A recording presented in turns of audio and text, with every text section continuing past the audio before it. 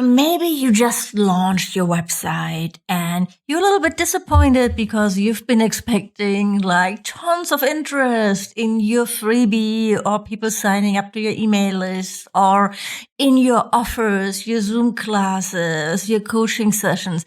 But then crickets, nothing happens. Well, the problem is probably isn't your website or the quality of what you're offering.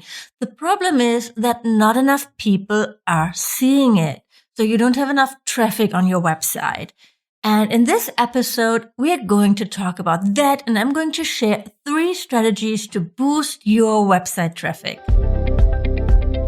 Hey there, welcome to the Blissful Biz podcast. I'm your host, Susanne Reiker, here to help yoga and wellness entrepreneurs build a thriving online business. If you're ready to make a bigger impact and earn money online, you are in the right place.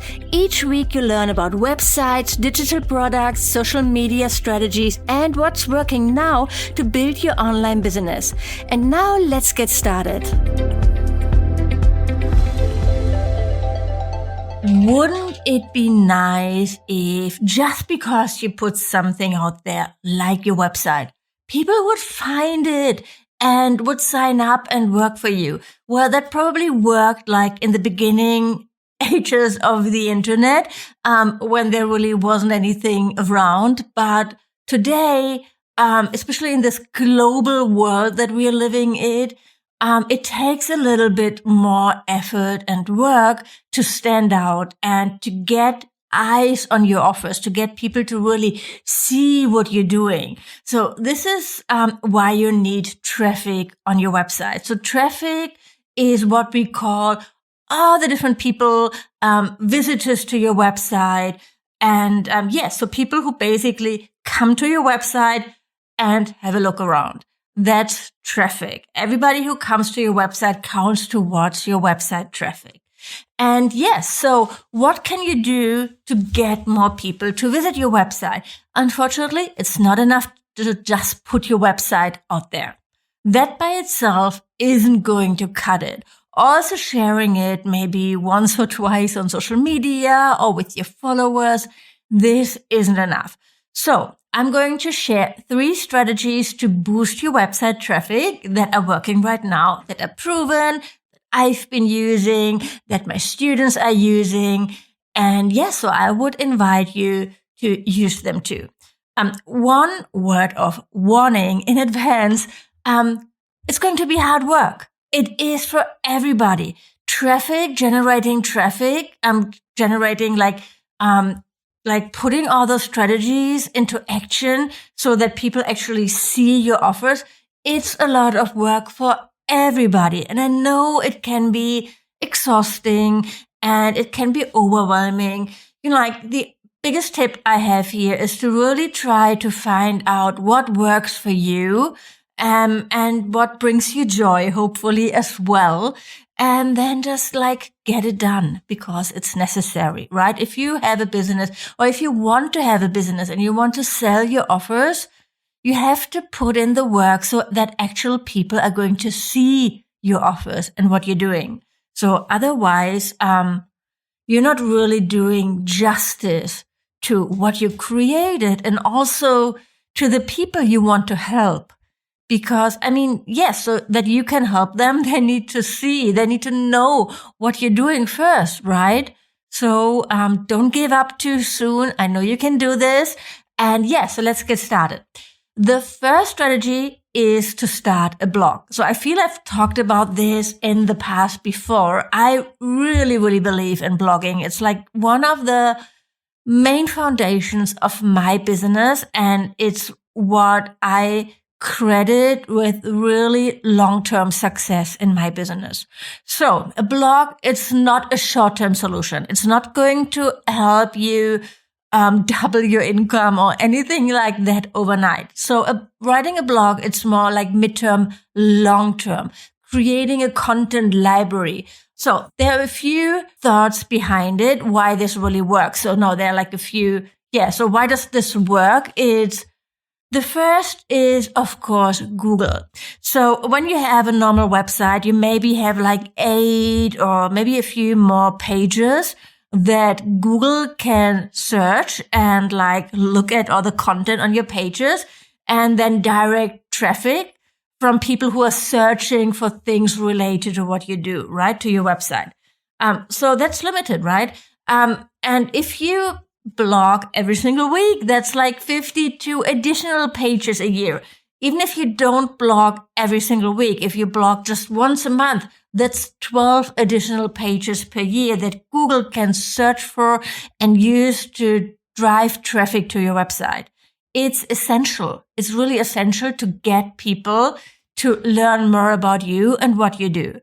So, so a weekly blog post is best, obviously. Some people even blog more often than that. I've never done that. So, I've been really, really consistent in creating a weekly blog post or now a podcast episode. And, I've created blog posts that I published in the early 2017 and they still bring me traffic. So people still find those posts. I have like hundreds of visitors a day from my blog posts that I created in 2017, 2018.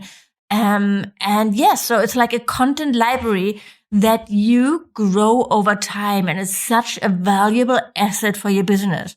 So when you've done that, right now, I could probably stop blogging or podcasting, and it wouldn't really hurt my business so much, like when it comes to traffic, to people coming to my website, because I already have that content library, I already did the work. But to get there, you have to share content.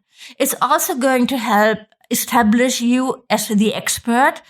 This is also something that Google really values. So Google likes to suggest websites in the Google search results that are specific, that are really focused on one specific topic that people are searching for.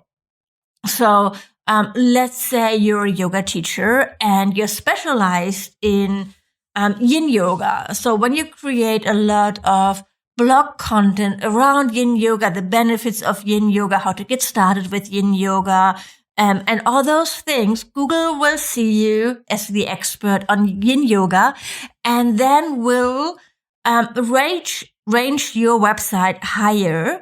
And when someone is searching for some content around yin yoga, so you have a higher chance to show up in the top search results.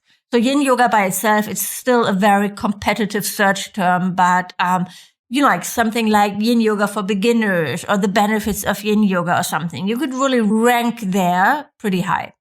So, so that's the reasons why you need a blog. So Google is one of the main reasons why I really recommend starting a blog. Because so more people will see what you do or something related to what you do. So they have a higher chance to find you. And it doesn't matter if you don't like writing, you can also create videos, for example, a YouTube channel or a podcast like I'm doing. But I would still invite you to create a blog post for every single video or every single podcast episode where you embed the podcast episode or the video, add a little bit of context around that and still post it on your website, post it on your blog. And that way, people can find you not only on YouTube or on, whatever you use for podcasting, but also on your website. So your website should be your hub, right? It's like where all your best content is. And really, I would always recommend putting your main energy when it comes to creating content on this type of content because it had longevity. It's going to stay on your website. It's going to live there. And something like Google search results, they don't age, right? So people can still find it years and years from now. While when you only focus on social media, and you create the most amazing Instagram reels or Instagram captions, that's already old news a week from now. right? So nobody's going to look at the reel you created 2 months ago. Probably maybe like 1 or 2 people might do that, but the majority, no. So there's nothing wrong with social media. It's a great tool. And it's a great tool, especially to build trust with your followers, to get people to really know you and like you better. But if this is where you put in all your effort and all the free time that you have beside like teaching and seeing clients, it's not going to help you build longevity. And I think it's not really a wise investment of your time, only to invest time in social media.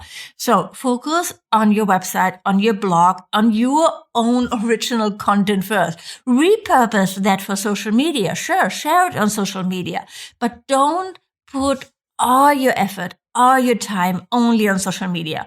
This is really a pet peeve of mine. And, like I have so many people who come to me, or sometimes my students tell me, so one of my goals is that next month, I'm going to post on Instagram 3 or 4 times a week. And I'm always like, this is great. This is amazing if you have the time. If you also create a blog post every single week and share that and put it on your website, or a podcast episode or a YouTube video, right? Something that really has longevity. So this should always come first. So yeah, it's a lot of work, obviously, especially if you commit to a weekly schedule, which I recommend. And to make it easier for you, I recommend having like a content calendar. So I always save ideas for upcoming podcast episodes. I use Asana for that. You can also have a notes app or write it down. And then once a month, at least, I try to do it every quarter, but once a month at least, I sit down and I schedule all the upcoming episodes for the coming month. And then I have it in my calendar. Great idea here that also works for a lot of people is batching. So you sit down and create like a bunch of blog posts in one setting. And I have to admit, I love the theory behind batching. I never really made it work for me, because when I created one podcast episode, I'm just like, the last thing I would want to do is just like record another one right away. So I like to do that weekly, or have like at least like maybe have 1 week where I create a few episodes and then have a few weeks off. But I'm not really good at batching it on one day. But you might be different, right? That might work for you. And so for me, what works is I have 1 day of the week. It's normally Monday, where I do all my content creation. So it's my podcast episodes, it's my social media updates, and I do all that on Monday. And that works for me. So just try to find a routine here. Just try to find a process, so you don't have to start from scratch every single week again. Just know what you're doing. So Monday, I'm going to sit down and do all my content creation. So that's strategy number 1, to start a blog. And it doesn't matter if it's a podcast, if it's a written blog, or if it's a YouTube video. Strategy number 2 is to get in front of other people's audiences. And this can work really, really well. It might also work better for you, actually, if you really don't have the time yet to focus on creating original content on a consistent basis yourself. So a blog, it isn't working if you create 3 blog posts and then you stop for 6 months, right? So this isn't going to work. You have to stay consistent. If you can't really commit to that right now because you have like a full-time job still, or you have a baby, or you like life, what can also work is just like getting in front of other people's audiences. So let's say you want to launch an online course and your audience is still really, really small. And let's say you have maybe 100 or 200 people on your email list, but you really want to launch your offer. I don't think it's really going to work if you have only 100 people on your email list. So I always recommend that you have at least 250 people, at least. I mean, as always here, the quality of your followers is more important than your quantity. So if those 100 people are super engaged and like 20 of them are really interested in your online course, yeah, then of course you can launch it. So it's really difficult to come up with a number that works for everybody here. But anyway, what can help you to grow your audience here a little bit faster than starting your own blog, creating your own content, is getting in front of other people's audiences. And there are a few ways you can do that. The first is guest blogging. So you can pitch yourself to other blogs. So something like Elephant Journal, Do Yoga, Mind Body Green. I think that's a little bit more difficult to get published. Or you can also publish on something like Medium and share that post everywhere. So you still should do the work and share what you're posting and what you published. And it can take some practice before you actually get accepted in how to write your blog post. But I would really recommend it for you to experiment with that and to try to make it work. So if you don't get accepted the first time, simply try again. Ask them for feedback. What was wrong with my post? How can I improve it? Maybe they reply to you and you can use that feedback to submit a better post. Also pitch yourself to other people's podcasts. That can work really, really well. So for that, you would need to come up with a story, like think about what you could share with other people's with their audiences. So what's related to what they talk about, maybe what's related, what would their audience be interested in? What can you offer them? So, for example, you can tell them, okay, if I get published on your podcast, I will also share it with my audience, like in a newsletter and on social media. And I can create this special freebie only for your audience to share with. So something helpful. Be a little bit creative there. And this is also something that you have to be consistent with and do the work, right? Don't just email 3 people and when it didn't work, say, this doesn't work for me. This is something where you need practice in how you pitch yourself. It might not work the first time. It might not work the second time.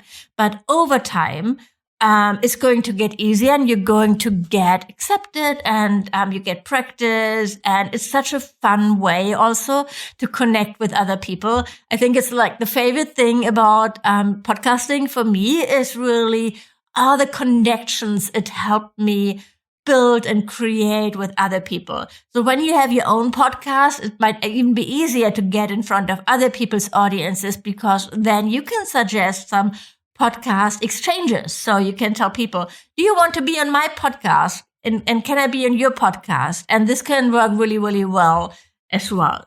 So they don't have to be really big. It doesn't matter if they have thousands and thousands of followers. Don't start with those podcasts who are really, really successful already. Really do your research and start with smaller networks, smaller podcasts, smaller blogs maybe as well. And then you can work your way up to the bigger platforms, right? So create a list with, do your research, create a list, and then track it. Who did you get in touch with? Send, and don't just send them one email. It's totally okay to reach out again and say, hey, did you actually see my email? I would really love to be on your show, and make it personal, right? So as a podcast editor, as a podcast publisher, I get so many pitches for people who want to be on my podcast, and they're all from agencies, or some of them really are so copy and paste, and it's so obvious that they never listen to a single episode, or that's totally unrelated to what I'm talking about. And those go straight to the bin, right? I delete them straight away. So, and when I get a page that's really a little bit more personal and where I feel, oh my God, yeah, so this actually would make a great addition to what I'm talking about, yeah, then I reach out. So, because podcasters get so many pitches, don't take it personal when they don't get back to you immediately. It's totally normal. If they feel it's a good fit, they will get back to you. And it's totally okay to reach out again. So that's guest blog posts, guest podcasts can work great. You can also collaborate with other people in your field, with other colleagues, like maybe people you know from your yoga teacher training, maybe your yoga teacher or your yoga teacher school. Maybe you can do something with them. So of course it works best if you collaborate with someone who has the same audience. So basically they have the same kind of people, but they do different things. So when you're a yoga teacher, you could collaborate with someone who teaches meditation or who is a life coach, or the other way around, right? Or when you focus on yoga therapy or you help people with back pain, you could collaborate with physiotherapists, right? So that can also really work to help you grow your audience and to get more website traffic. And the last strategy, number 3, is to use paid advertising. So paid advertising, I think it's a little bit like the gasoline. It can really lighten up your results and help you get more traffic very, very quickly. It's a great strategy. It's definitely something that I recommend using, but not alone. And maybe not right away when you're just getting started. So I feel if you just rely on Facebook advertising or Instagram advertising or any paid advertising and you don't do anything to grow your traffic organically, like blogging or collaborations,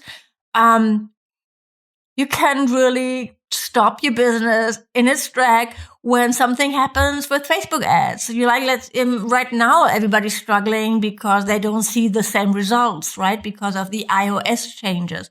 Or your ad account could get closed. Happened to me twice, and it took a while to get it open again.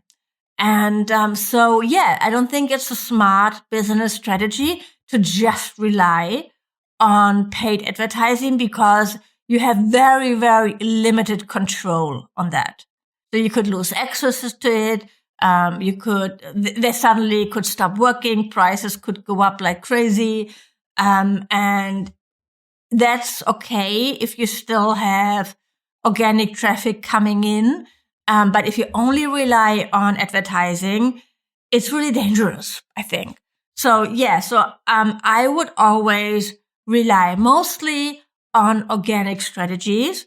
And also when you don't really have a proven offer yet. So when you don't know it's selling yet. So let's say you created an online course and you're just like, okay, now I'm going to put up Facebook ads. Nobody bought it before. How do you know if it's even working, right? So if nobody from your audience, from your followers is buying it, why would someone buy it who doesn't really know you, who doesn't have any connection with you, who just seen like one Facebook ad from you? This is not going to work. So the first step should always be organic traffic, grow your audience organically, experiment with Facebook ads in that phase, for example, for a freebie. So you could definitely experiment with Facebook ads, spend just like $10 a day or something, and then launch it. And when you have a proven offer, when you know people are going to get results from your online course, from your offers, and it's working, and you have your first testimonials, then it's the time to invest in Facebook ads. And that can really help you scale and see bigger results and bigger results. So, don't use Facebook ads as your first strategy to grow your website traffic. So I think it should come after organic traffic that you build with blogging, and then organic traffic that you get from collaborations, right? Those two strategies are also free. Facebook ads obviously are expensive. So it's really a smarter idea if you already have money coming in your business that you can then invest into growing and scaling. But also, don't think your business is going to grow and scale indefinitely just relying on organic content. This really, really works. So you could get viral and you don't ever need to invest in advertising, but it's very unlikely, right? So using paid advertising strategically, I think, is still a smart strategy and necessary for most of us to really scale and build a sustainable income. Like to get to 6 figures a year and beyond, I think you're going to need paid advertising for sure. So those are my 3 strategies to boost your website traffic. I hope this has been helpful. And if you don't really have a website yet, so check out my course, Blissful Websites. When you listen to this episode, when it's coming out, enrollment is open. So simply go to Blissful Websites. So simply go to susannereiche.com/blissful websites. And there you can learn more about it and enroll. I would love to support you in creating your website. I know you can do it. And yes, get in touch when you have any questions about that. I would love to hear from you. Until next week, I talk to you then. Bye for now. Thank you for listening to this episode of the Blissful Biz podcast. If you like the show, please leave a review on iTunes. This would mean the world to me. And of course, don't forget to subscribe to the podcast to never miss a new episode. To learn more about how to work with me one-on-one, my courses and membership, or to get instant access to freebies, workshops, and more, go to susannereiche.com right now. Thanks for tuning in and see you next time.